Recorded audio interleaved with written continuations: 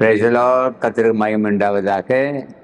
நேற்றைய தினத்தில் நீங்கள் எல்லாரும் கர்த்தருடைய பிள்ளைகள் எக்ஸாமினேஷன் போயிருக்கலாம், அல்லது உங்களுக்கு வெற்றியான காரியங்களை நீங்கள் சென்று பார்த்திருக்கலாம். இன்றைக்கு காலையில் கர்த்தர் என்னோடு பேசுகிற வார்த்தை என்ன தெரியுமா? வாசிக்கிறேன் பாருங்க. அப்போஸ்தலர் நடவடிக்கைகள் புத்தகம் 18வது அதிகாரம் 10வது வசனம். ரொம்ப நேர்த்தியான வாசனம்.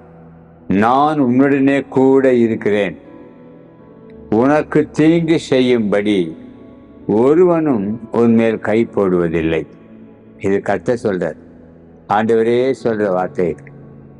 பா, நான் தனியா போறேன், எனக்கு துணை செய்வார் ஒருவரும் இல்லையே என்று ஒருவேளை நீ யோசிக்கலாம்.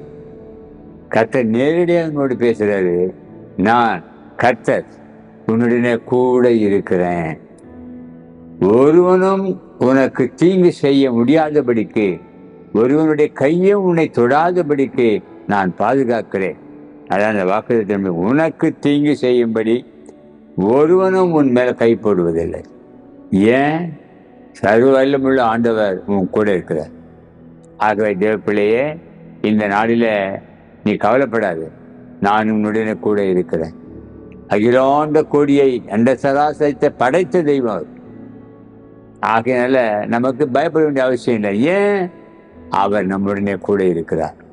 Praise the Lord. God bless you.